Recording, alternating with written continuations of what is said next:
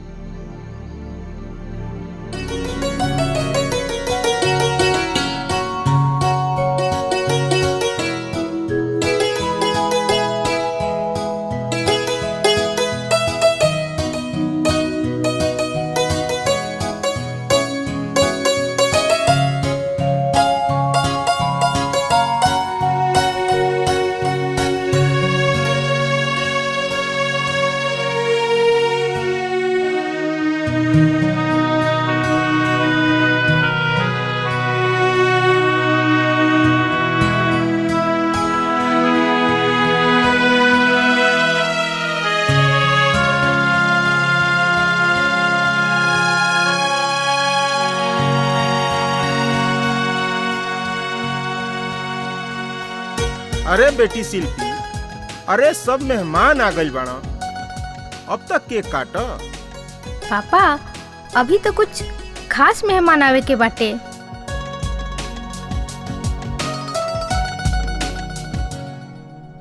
ठाकुर साहब प्रणाम। अरे प्रणाम प्रणाम सागर, प्रणाम। का हाल चाल बा? सब आपके आशीर्वाद बा। ठीक बा ना? हाँ। अरे बेटा शिल्पी, अब तक सागरो आ गई ना, अब तक केक काट। ठीक बा पापा।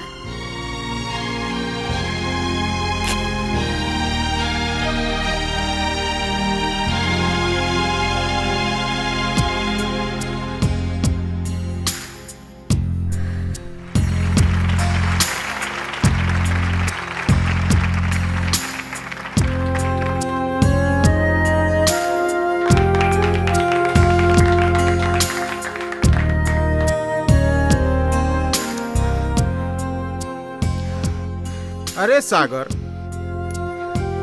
बेटी शिल्पी के जन्मदिन पर कौनो ऐसन गीत सुनाव कि सबकर दिल गदगद हो जाए। जी ठाकुर साहब, काहे ना।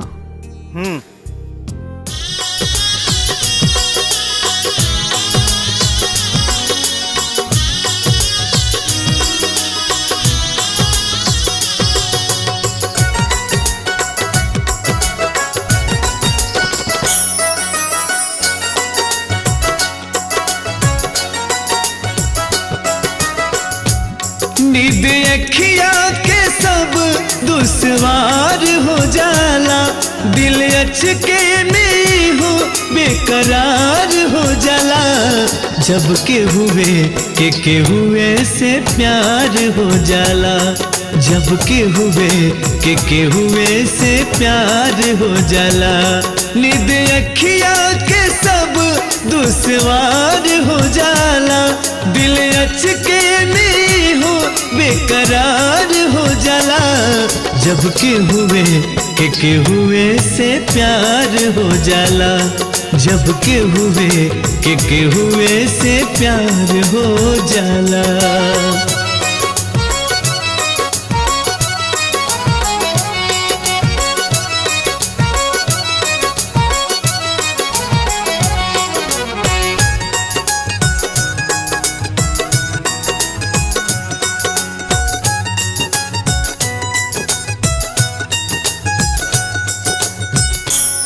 हर पल रहेला हो बेचैन मन, लाग जाला केहू से जो प्रेम लगन।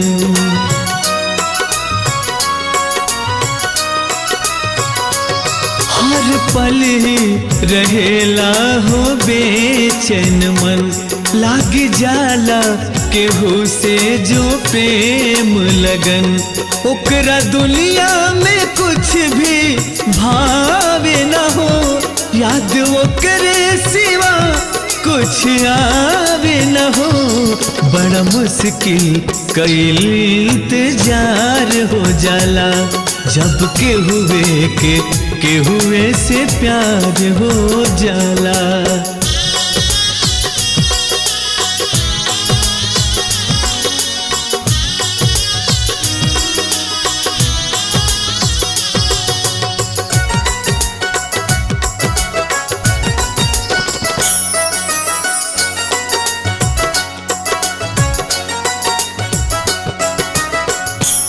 बाटे अजबे बीमारी हुई प्यार के, दावा करे न काम कोनो संसार के,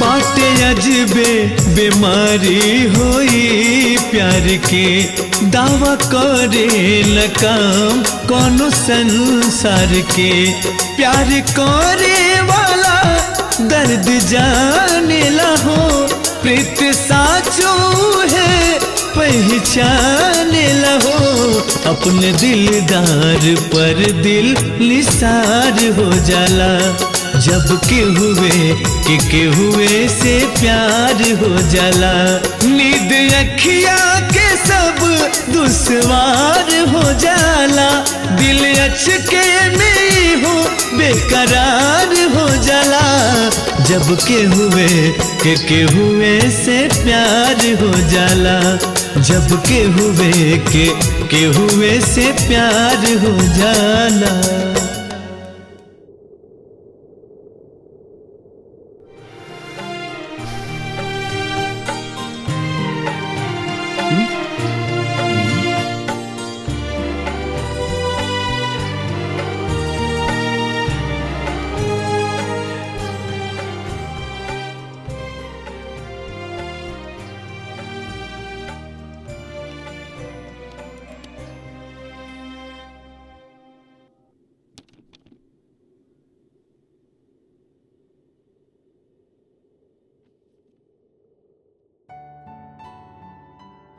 भैया ई का है?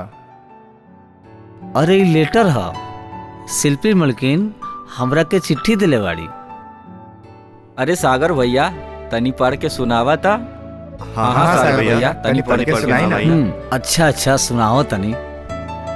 सागर जी, हम आपके दीवानी शिल्पी,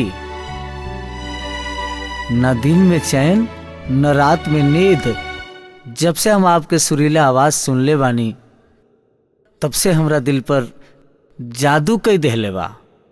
ऐसन लागता आपके बिना हम जी न सकेला। आ सुनली कल ठीक 10 बजे नदी के पुल पर हम आपके इंतजार करब। आप ना आई नहीं तो पुल से कूद के हम अपन जान दे दे।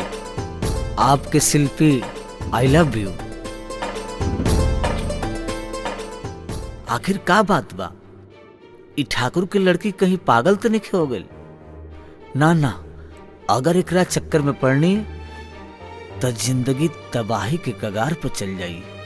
हम उनसे कतई मिले ना जाए। ना सागर भैया, एक बार मिल के तो देखा का बात बा।